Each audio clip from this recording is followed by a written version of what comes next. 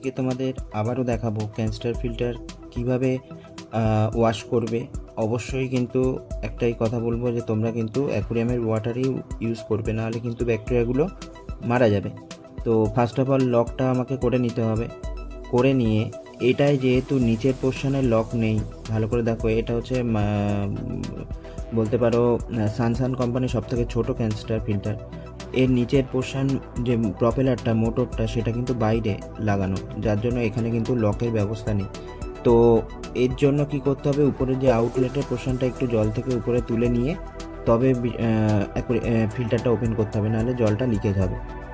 তো এটা প্রায় ধরে নাও 1.5-2 মাস হয়ে গেছে, এতটা রাখা আমার উচিত হয়নি।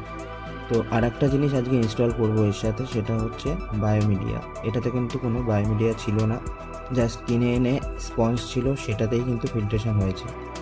2-3 রকমের স্পঞ্জ রয়েছে। তো আজকে সেটা নিয়েও দেখাবো তোমাদের যে স্পঞ্জের কীরকমভাবে তোমরা সাজাবে জিনিসটা। ভালো করে দেখো, এই যে ক্যানস্টার ফিল্টারটা, এটা কিন্তু উপরের পোর্শনটা আউটলেট আর নিচের পোর্শনটা ইনলেট। তাহলে নিচে যদি ইনলেট হয় তাহলে নিচে জলটা, অ্যাকুরিয়ামের জলটা ঢুকে উপর দিয়ে ফিল্টার হয়ে বেরোবে। তাহলে নিচের পোর্শনটা অবশ্যই আমাকে একটু ফাঁকা ফাঁকা স্পঞ্জটাই দিতে হবে, তার উপরের পোর্শনে একটু ছোট ছোট স্পঞ্জটা দিতে হবে।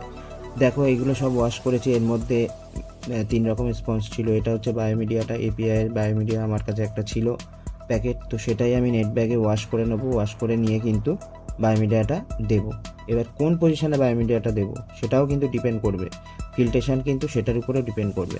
যেভাবে তুমি মানে একদম অ্যাকুরেটভাবে যদি তুমি সাজাতে পারো, তাহলে কিন্তু ক্যানস্টার ফিল্টারে খুবই ভালো ফিল্ট্রেশন হবে। তো নিচের এই জালটা দিয়ে দিলাম। এবার দেখো এইগুলোর মধ্যে কালো স্পঞ্জ আর নীল স্পঞ্জ আছে। তো নীল স্পঞ্জটাই কিন্তু বেশি ফাঁকা ফাঁকা, তো সেই জন্য কিন্তু আমরা নীল স্পঞ্জটাকেই নিচে দেব। তার উপরে দেব নীল স্পঞ্জের থেকে একটু ছোট ছোট ফাঁকা যেটা, সেই স্পঞ্জটা। তো দেখো এখানে ইয়েলোটাই হচ্ছে একটু ছোট ছোট, তো সেইটা দিয়ে দিলাম। এর উপরে দেবো আমি বায়োমিডিয়াটা। অ্যাকচুয়ালি বায়োমিডিয়াটা নিচে দিলাম না কেন, তার কারণ বায়োমিডিয়াটা নিচে দিলে পুরো ময়লাটা কিন্তু বায়োমিডিয়াটা মানে আটকে যাবে, যার জন্য কিন্তু সেভাবে ফিল্ট্রেশন হবে না। তো বায়োমিডিয়াটার মধ্যে শুধু ব্যাকটেরিয়াগুলো থাকবে। তার উপরে কালো স্পঞ্জ দিয়ে দিলাম, আর তার উপরে দেবো একটা ফাইন স্পঞ্জ দিয়ে কিন্তু আমি এটাকে সিল করে দেবো। ফিল্টারের ফ্লো কিন্তু সবসময় উপরের দিকে সেট করবে, সেটা তোমাদের দেখিয়ে দিচ্ছি। আশা করি ভিডিওটা ভালো লাগলে প্রচুর করে শেয়ার করে দিও, সাবস্ক্রাইব করে দিও। এরকমই নতুন নতুন ইনফরমেশান তোমাদের সামনে এনে দেবো, যাতে তোমাদের আরও সহজ হয়ে যায় অ্যাকুরিয়ামটা। তো আজকের এ পর্যন্তই, দেখা হচ্ছে নেক্সট ভিডিওতে। টাটা।